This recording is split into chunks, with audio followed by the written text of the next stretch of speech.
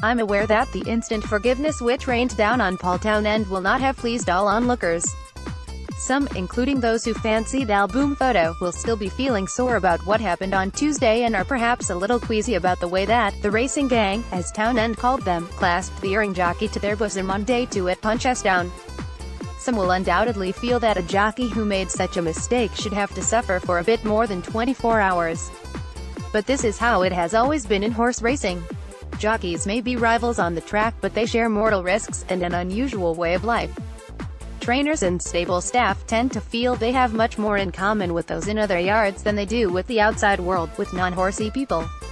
When one of their number is having a hard time, and particularly when they are taking a kicking from outsiders, they rally round and can be fierce in their rejection of criticism. As Townend returned on the first of Wednesday's 3 winners and was met with roars of approval from the crowd around the winner's enclosure, my gaze was caught by Harold Kirk, who buys a lot of horses for Willie Mullins. "That's why Ireland's Ireland," Kirk said, gesturing with approval at those doing the cheering. "In England, they go, boo. It was not intended as a joke." Kirk looked pretty angry as he delivered his message to a huddle of visiting journalists. In fairness, he usually does look pretty angry. A lighter touch was employed by Tom Mullins, brother to Willie and a successful trainer himself. After Townend's 3rd winner, Tom put an arm round the jockey and delivered his own take on the affair. Both men ended up smiling. "What did you say?" I asked the trainer. "I gave him the Liam Neeson treatment," Mullins said.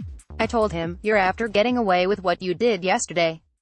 But if you do it again, I know where you live, I will find you and I'll kick your tail." And so did today's action, which centers on the stayers hurdle. I was winding myself up for a play on Bacardi's to turn around the Cheltenham form with Penhill, on the basis that the slow pace of that race suited the winner but not his beaten stablemate. But the 2 horses are now practically the same odds, and that strikes me as deft. Penhill, 5.30 at 5-2 is a better bet than the relatively ponderous Bacardi's at 3-1.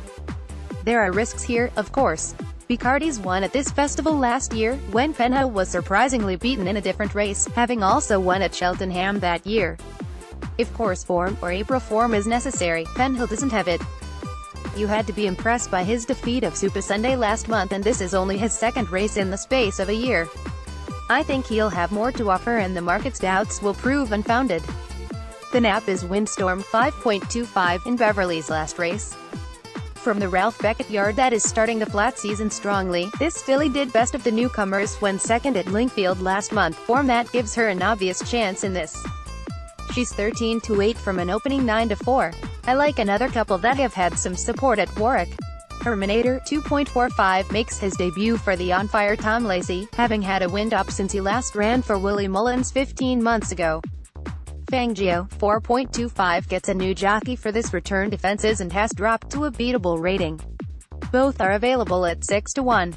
Quick Guide Beverly 1.30, Bogart 2.00, Pickathy Pack 2.35, Exhort 3.10, Swiss Bell 3.45, Liquid Gold 4.20, Bob Maxwell 4.55, Dark Devil 5.25, Windstorm, Nap, Warwick 1.40, Mystical Clouds 2.10, Bel Esprit 2.45, Herminator 3.20, Aussie, The Oscar 3.55, Sergeant Brody 4.25, Fangio 5.00, Dream Brother 5.35, Samboy McCoy Perth 1.50, Cornerstone Lad 2.20, Mix Boy 2.55, The Benastoir 3.30, Highland Fling 4.05, Teaker, NB 4.35, Rival Boat Ival 5.10, Henry's Joy Kempton 4.45, Dinsdale 5.15, Wallace Spirit 5.45, Vocalizer 6.20, King's Ride 6.50, Remind Me Later 7.25, Black Mischief 7.55, Port Mellon Chelmsford 5.55, Oregon Gift 6.30, How Far 7.05,